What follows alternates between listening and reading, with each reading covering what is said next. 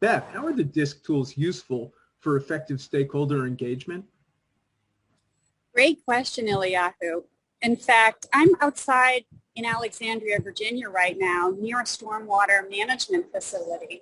This is a rain garden, and it's one of the structural tools that are used to effectively manage stormwater.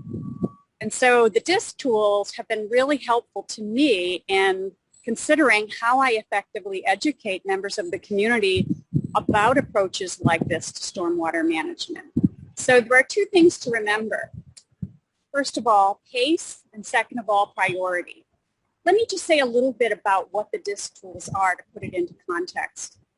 There are 4 styles in DISC, D-I-S-C. The D is driven, people who are very results oriented. The I are people who are influencers. They really enjoy connecting with others. The people-oriented, you could say. The S's stand for supporting, people who enjoy being part of a team and helping to bring something together for the group.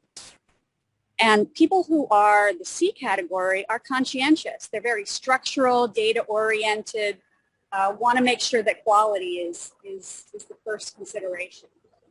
So when I put together stakeholder engagement programs for people, I consider the pace. How quickly are people comfortable with absorbing information?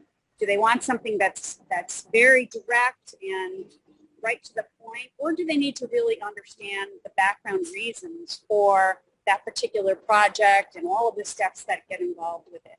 I think if you reflect on those 4 different styles, you can see that each of them, they have different communication needs. Then the second point, priority. Really understanding what's most important to them. Is it the people orientation or is it the task orientation? And each of those 4 elements, D-I-S-C, has some different considerations that we need to bear in mind. So the tools are really powerful. Not only do you learn a lot about yourself and what your preferences are, they can ensure that you're putting together a comprehensive engagement program that responds to the needs and interests of stakeholders so they can, again, be a part of making the best decision for that community.